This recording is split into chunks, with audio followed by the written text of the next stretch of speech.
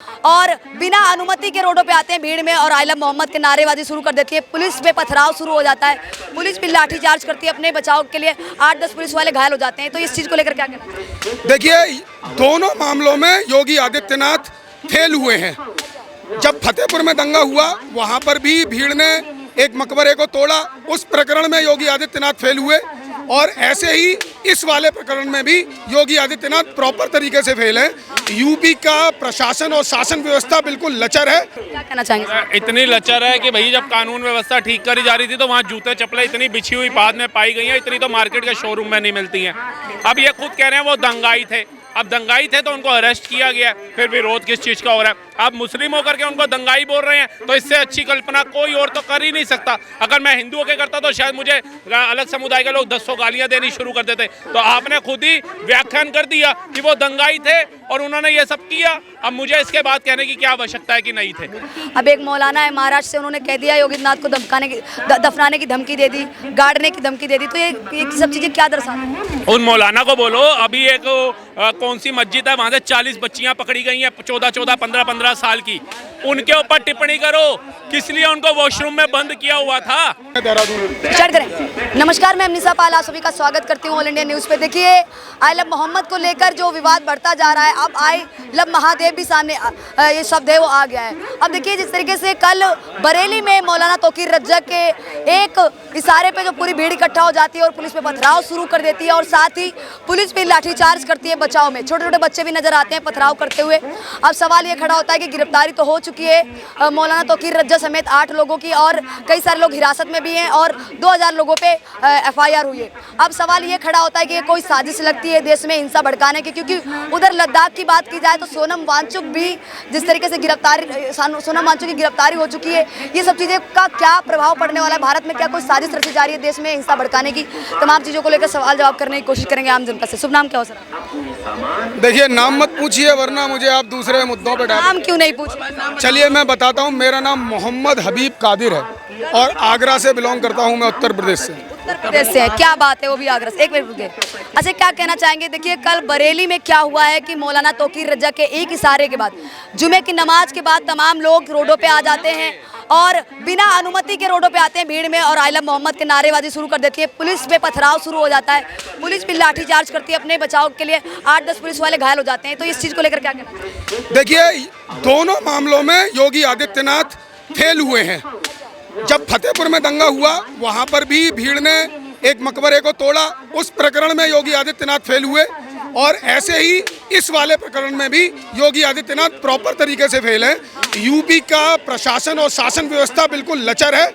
दोनों तरफ से ये जो कार्रवाई हो रही है, योगी आदित्यनाथ जी उसको संभालने में नाकाम है। एक बात बताइए, करने वाला कौन है? एक मिनट रुकिए। करने वाला कौन है? मुस्लिम समाज रोडों पे उतरी, ठीक है, पत्थरबाजी पुलिस पे मुस्लिम समाज ने की। छोटे छोटे बच्चे थे वो सरतन से जुदा के नारे लगा रहे थे। तो करने वाला तो ये समुदाय है, कोई हिंदू तो उतरा नहीं, कोई अंदर तो नहीं।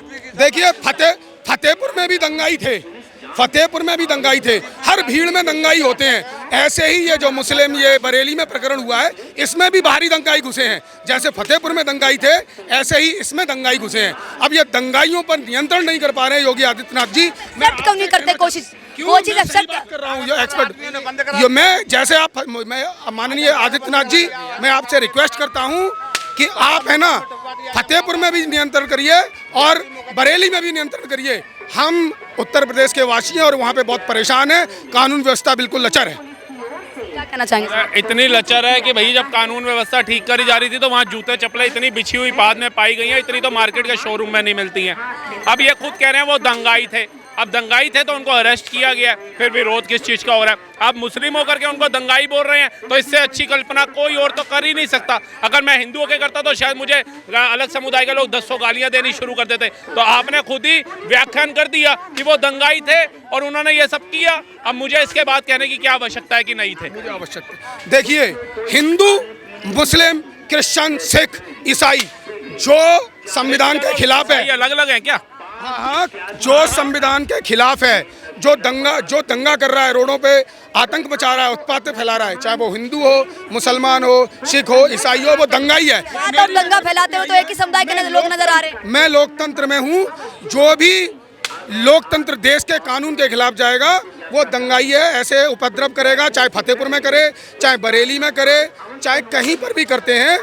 अगर आप दंगे करते हैं, दंगे भड़काते हैं तो आप दंगाई हैं। इसमें धर्म का कोई मतलब ही नहीं है। तोकीर रजा दंगाई है। देखिए, मौलाना तोकीर रजा दंगाई। फतेहपुर के जिला अध्यक्ष सर फतेहपुर की बात नहीं कर रही हूँ मैं, क्यों बात सर मैं बात कर रही हूँ बरेली की। नहीं, बरेली की आप बरेली पे ही बोलिए ना, मैं नहीं बोलूंगा। फतेहपुर के जिला अध्यक्ष भी दंगाई हैं और अगर तौकीर रजा भी फतेहपुर के दंगाई की तरह हैं। जैसे जो फतेहपुर के जिला अध्यक्ष ने जो काम किया, अगर तौकीर रजा ने भी ये काम किया है तो तौकीर रजा भी दंगाई है और जैसे फतेहपुर के जिला अध्यक्ष दंगाई है। ये दोनों दंगाई है मेरी नज़र में। महाराष्ट्र में योगी आदित्यनाथ को दफनाने की धमकी दी जाती है एक मौलाना की तरफ से, ये इस चीज़ को लेकर क्या कहना है? मैं अमित शाह जी से तुरंत हमारे गृह मंत्रालय से कहना चाहूँगा, तत्काल प्रभाव से एक एक्शन कमेटी गठित की जाए और उस व्यक्ति को उठाकर इसी लाल किले के चौराहे पे फांसी लगा दी जाए। लोकतंत्र तो खतरे में नहीं आ जाएगा, लोकतंत्र में तो खतरे में नहीं आ जाएगा कहीं। भाई बोल रहे संविधान लोकतंत्र खतरे में हो गया। योगी ने और अमित शाह जी ने इतना बड़ा एक्शन ले लिया है। वो जो हूटिंग कर रहे हैं उनका भी विरोध करो पब्लिक के अंदर। क्यों हूटिंग की जाती है? नहीं करी जानी चाहिए ना। गलत का गलत के साथ विरोध करो। अच्छा लगा आपने गलत का विरोध किया। अगर आपकी सोच वाले 100, 1000, 10,000, लाख, 10 लाख करोड़ मुसलमान और जागरूक हो जाए तो मेरे को लगता है कलाम हमें ढूंढने नहीं पड़ेंगे भीड़ के अंदर। कह रहे हैं कि मौलाना बोल गया था कि शासन अभी किसका है, योगी आदित्यनाथ का शासन है। इस समय दंगाइयों को मारा भी जाएगा और उनको गिरफ्तार भी किया जाएगा और जो दंगाई है उनको इस तरीके की सजा दी जाएगी कि सातों पुश्ते दंगा करने से पहले डरेंगे और याद रखेंगे। हाँ, फतेहपुर के दंगाइयों को भी दी गई है, मैंने देखा है। फतेहपुर के दंगाइयों को बिल्कुल भी फतेहपुर क्यों लगा रखा है? क्यों लगा रखा है फतेहपुर? कर सकता मैं सत्य पे ही डिबेट करूंगा। जैसे फतेहपुर के दंगाइयों पे कार्रवाई हुई है, योगी आदित्यनाथ जी ने फतेहपुर के दंगाइयों पे जो कार्रवाई की है, मैं चाहता हूँ ऐसे ही सभी दंगाइयों पे कार्रवाई। आप या तो मुद्दे से भटका रहे हैं सर, या तो आप मुद्दे से भटका रहे हैं, या तो आप हैं कार से वो मारने वाले दंगाई थे उन पे भी करी जानी चाहिए। अब कश्मीरी पंडितों को भगाने वाले थे उन पे भी करी जानी चाहिए। केरला के अंदर बहन बेटियों को सीरिया में भेजने वालों पे भी करी जानी चाहिए। बताइए, गलत जगह देखिए। ये ऐसे ही भगते हैं, ये ऐसे ही भगते हैं क्योंकि सत्य स्वीकार नहीं कर सकते। आइए फैक्ट पे बात करिए ना, आइए फैक्ट पे बात करिए। फतेहपुरी कर रहे हो। वहां जो गए भक्त थे उन्होंने तो कोर्ट में याचिका भी डाली। क्या आप लोग कोर्ट में जाते हो? संविधान के तहत वो कोर्ट में भी गए ना याचिका लेकर के, जिसके अंदर वो टिप्पणी भी आई शायद किसी जज की कि अपने विष्णु भगवान को कहिए कि वो खुद बना लेंगे मंदिर को। ये देखा था लोकतंत्र के माध्यम से ही गए ना, क्योंकि हमें बाबा साहब भीमराव अंबेडकर के संविधान पे विश्वास है। ने कहा कि दंगाइयों के साथ जो भी हिंसा घटी है, जिस तरीके से बरेली में, कहा कि दंगाइयों के परिवार को दंगाइयों को इस तरीके की सजा देंगे कि सातों पुश्ते याद रखेंगे और सातों पुश्ते हैं वो दंगा करने से पहले बिल्कुल। जब तक पिता भी घर में सख्त नहीं होता है ना तो बच्चा अनुशासन नहीं सीखता है। तो अगर एक राज्य के मुख्यमंत्री हैं उनको सख्त होना पड़ेगा। मैं कहता हूं जो लोग योगी आदित्यनाथ को गाली देते हैं ना, उन सबको आपके चैनल के माध्यम से चैलेंज करता हूं। मुझे यूपी का कोई एक क्षेत्र बता दो, एक कॉलोनी बता दो जिसमें योगी आदित्यनाथ से तंग आकर के मुस्लिम भाइयों ने पलायन करो। एक बता दो।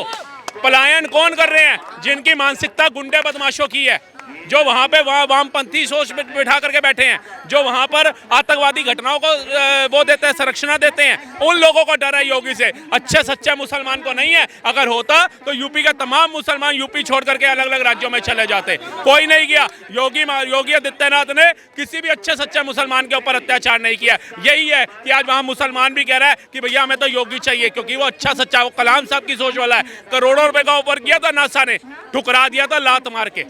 यहाँ पे 500 रुपए में सेना को पत्थर मारने चले जाते हैं कुछ लोग, संभल में पुलिस वालों को पत्थर मारने चले जाते हैं। तो ये चीज निंदनीय है, इसका बहिष्कार किया जाता है। अच्छे सच्चे मुसलमानों का कभी नहीं किया गया, ना कोई करता है। अच्छा हो या बुरा हो, जो गलत करेगा वो गलत के सिवा भोगना पड़ेगा भाई। वही तो कह रहे हैं। बड़ा हो चाहे बड़ा होता है कि योगी आदित्यनाथ को, योगी आदित्यनाथ से कई सारे मौलाना और कई सारे मुस्लिम समाज को आपत्ति क्या होती है। अब एक मौलाना है महाराष्ट्र से, उन्होंने कह दिया योगी आदित्यनाथ को दफनाने की धमकी दे दी, गाड़ने की धमकी दे दी। तो ये सब चीजें क्या दर्शाती हैं? उन मौलाना को बोलो, अभी एक कौन सी मस्जिद है वहां से 40 बच्चियां पकड़ी गई हैं 14-14, 15-15 साल की। उनके ऊपर टिप्पणी करो। किस लिए उनको वॉशरूम में बंद किया हुआ था? आओ ना, जब बात अगर देखो हम सत्ता ही करते हैं, हम धर्म की करते हैं, हम हक की करते हैं, तो फिर पूरी होनी चाहिए। वो छोटी छोटी बच्चियां जिन्होंने अभी जीवन कुछ देखा भी नहीं है, उनको क्यों बंद करके रखा था वॉशरूम के अंदर? क्यों वो बच्चियां जब पुलिस वहां गई कुरला तो उन्होंने क्यों वो घबराई हुई थी? क्या काम हो रहा था वहां पे? बताएंगे ये लोग मौलाना, ये वो नहीं बताते। क्यों आज मुसलमान का बच्चा IAS IPS क्यों बन रहा है? आज मुसलमानों का जो बच्चा है वो आईफोन कंपनी का हेड क्यों बन गया? आज मुसलमानों के बच्चे तरक्की क्यों कर रहे हैं? इनको ये है कि वो तरक्की ना करें, हमारे कहने में 500 रुपए लेकर के पुलिस और थाना पे पत्थर मारे। दिक्कत यहाँ है, ये कभी देश को संगठित करना नहीं चाहते। नहीं तो 47 में तो मुसलमान चला गया था, जिसको जाना था पाकिस्तान, जो यहाँ था उसने कोई स्पेशल स्टेटस मांगा था, उसने कहा था नेहरू के पास जाके भैया मुझे वक्फ बोर्ड भी दे दे, शरिया भी दे दे, पर्सनल लॉ भी दे दे। नहीं, इन्होंने अपनी अराजकता फैलाने के लिए, देश का माहौल खराब करने के लिए, आने वाला भविष्य तबाह करने के लिए ये सारी सुविधाएं दी। आज इन्हीं सुविधाओं के तहत अगर कोई गलत करता है, चाहे वो अतीक हो चाहे मुख्तार हो, अगर उनको घर में जाके गोली मारी जाती है तो ये कहते हैं क्या हो गया? कहते हैं अब तो बाबा बैठ गया। जिस दिन योगी बाबा बैठा था ना, जब सांसद थे, अभी तो मुख्यमंत्री है, जब वो बैठते थे पूरा प्रशासन हिला दिया जाता था।